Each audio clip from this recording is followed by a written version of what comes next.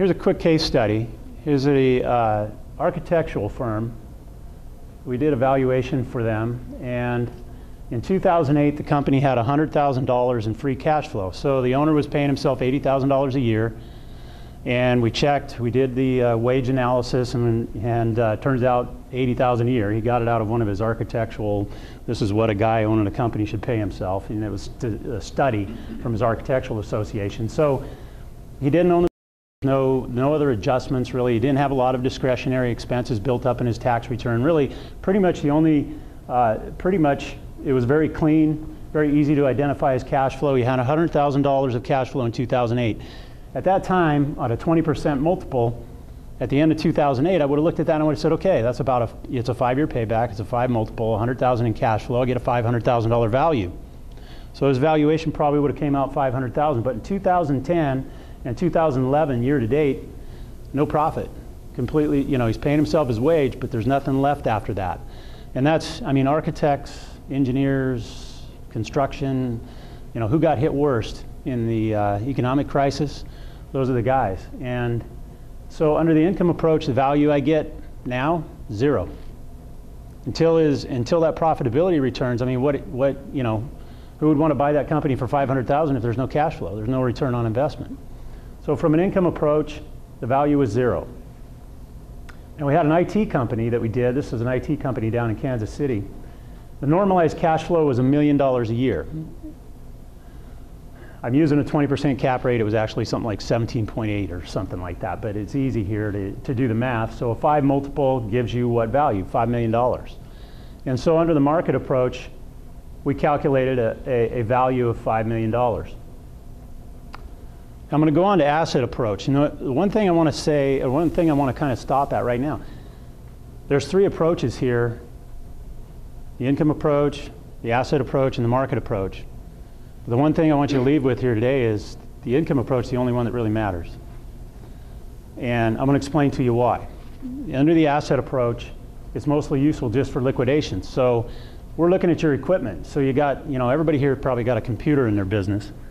Well, what's that computer worth the day you put it on your desk after you buy it? You know, if I go in and do a valuation, what are you going to get for it? If the bank's asking me to say, what is the liquidation value of this equipment? What's it worth? It's clearly not worth anything. You know, I mean, or very little, very little at the most. Most of the equipment, machinery, we look a lot at big pieces of machinery. We did a doctor that's a spine doctor that had some MRI equipment that he used to take pictures of the spine that was pretty significant in value. We were able to go out and identify a ready market for it. You know, we could identify those exact same pieces of equipment up for sale different places and see what they were asking for them. But when it comes to chairs and desks and computers and a lot of the smaller things, they really just, you know, what am I going to do? Book value? I can't. It's not like I'm going to go search around on Craigslist and see what they sell for. I just take assign a reasonable value to it and move on. So each asset under the asset approach is valued separately. And here's the next concept here is the one everybody loves. If you take the income value minus the asset value, that's the blue sky. Everybody wants to know how much, hey, I got all this goodwill, I got all this blue sky. You want to measure it, that's how you measure it. If you buy a bunch of assets, put them in place, and they create more income than those assets are worth, then you've created value, you've created equity, you've created blue sky. You can sell a business, you can sell the cash flows for more than what it cost you to buy the assets, then you've created value. It's just the opposite in, I was watching Wall Street the other day, the old one, 1987, Gordon Gekko. What did he do? He bought companies where the asset value was higher than the income or the market value. And what did he do? He shut them down, terminated everybody, and sold the assets, broke them up. And that's why he was evil. Greed was good, you know. I thought that was funny. Seeing that in the movie and thinking, oh, I got to bring that into this presentation. So in the case of the IT company, they had 1.3 million in assets on their books, a lot of receivables. Income value, $5 million, asset value, 1.3 million, blue sky, $3.7 million. The architectural firm, all the assets minus liabilities, 100,000. It was mostly cash, AR, equipment, minus the payroll liabilities, $100,000. The IT company, I just went over this, 1.3 million. And now let's go on to the market approach, and let me tell you, I told you, hopefully when you get a valuation, and at the end of the day, I'm going to look at income approach, asset approach, market approach, and at the end of the day, I'm going to rely on the one that I think is most credible, the most credible indication of value, the one that's most believable, the one that people are going to believe is the real market value of that company. Under the market approach, you develop value based on sales transactions of similar companies. So this is the one that most people are familiar with, because if you've heard of rules of thumb, I hear people, I own a architectural firm, and I've heard architectural firms sell for 60% of gross revenue, or I own an insurance company, and I've heard insurance companies sell for 100% of gross revenue. Well, those are rules of thumb. They're not valuation methods. But here's a sample.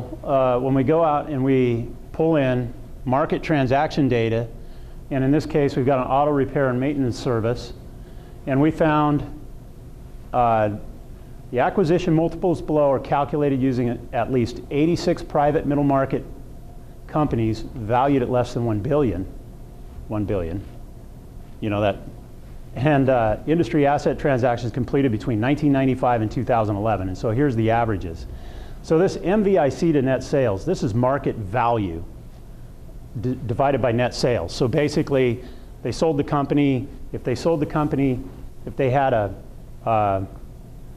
sold it for, if there was $1 million in sales and they sold it for 400,000, you get a 0.4. So the average is 40%. So in the automotive industry, on average, a company is going to sell for 40% of gross revenues. That's where those rules of thumb come from these averages. The other information on here, MVIC to gross profit, it's just, okay, instead of sales, we're going to look at sales after cost of goods sold, and we're going to compare the price to sales to gross profit. MVIC to EBIT is a net income based multiple, and EBITDA, which is also an income based multiple. So here, this would be the sales price divided by the profit. So in this case, if it's 4.2 multiple times profit equals the value of the company. But the problem with the market approach, and you kind of got to stop and you got to think about this from an attorney's perspective. They're used mostly as a reasonableness check because when an attorney stops and looks, a lot of valuations are used in legal issues. The 98% club, the 98%, all the reasons that were listed under there, bankruptcies, divorce, et cetera, blah, blah, blah. What the attorneys will do, if a valuation analyst says, well, the most credible approach to value is, I'm going to use this market multiple.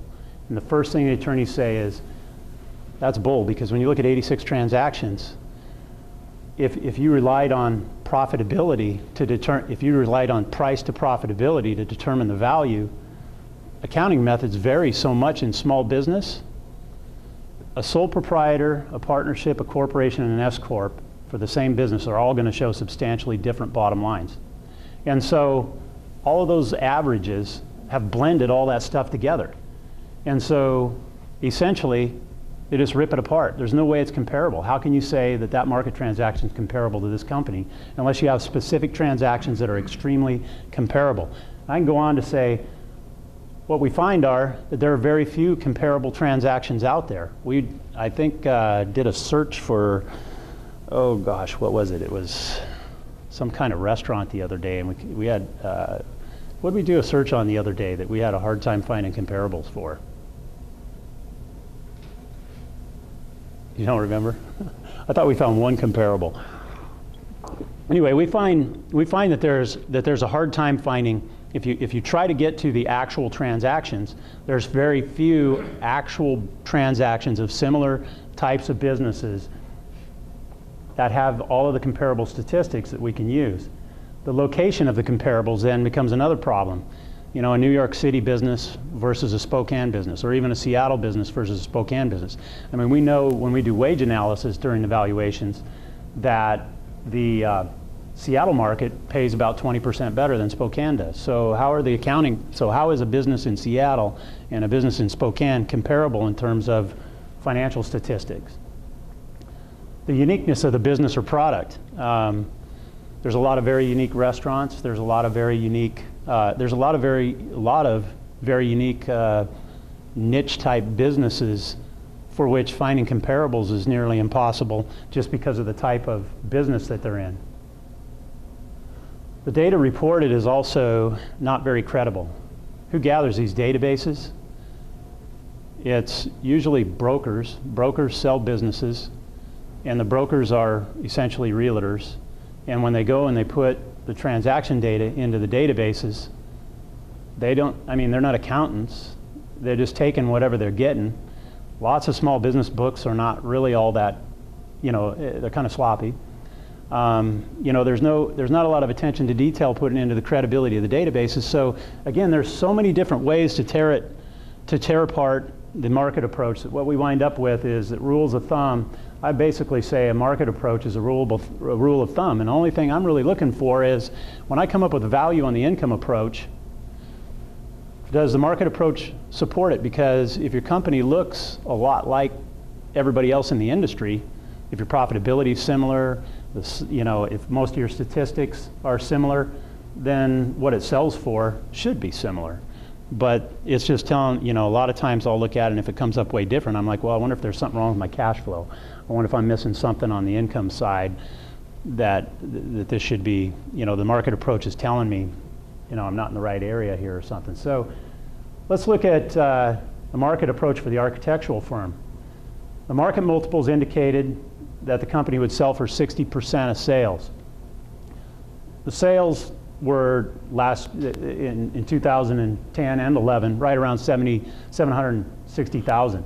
So under the market approach, we get a value of 60% times 760. We get a value of 456. So would you pay $456,000 for an investment that returns zero cash flow? You know, it's not a believable figure. So the market approach is really sometimes, you know, I don't look at it I don't look at it a whole lot other than for a reasonableness check. On the IT company, it was the same story. 60% of sales was about what they sold for. Sales were projected at 8 million. Market approach came up 4.8 million. So in the case of the architectural firm, what value went in our report? Those are the three values on the three different approaches, and that's the value that we gave. $100,000 is liquidation value. Hopefully, you're not going to have your valuation come out asset approach, because that's not what you want. You don't want liquidation value. That's one of the 98, you know, that's one of the bad reasons. The 2%, you know, you want to create, in order to create equity, you need your income approach to exceed your asset values. So in the IT company, what value was given? We had a market approach of 4.8 million, asset approach of 1.3, and an income approach of 5 million. 5 million. You know, we just go back and look, okay, so the market approach is telling us we're in the ballpark. Companies, similar companies are selling for about that. The income approach, based on what you would expect from a company like this, is telling us 5 million. It doesn't matter about the assets because the difference is the blue sky. What you're selling here is cash flow. Critical drivers, the critical drivers of value, the cash flow and the multiple, rate of return. What you're selling when you sell a business, you're selling the future cash flow stream. That's the investment returning to the buyer. That's the investment return.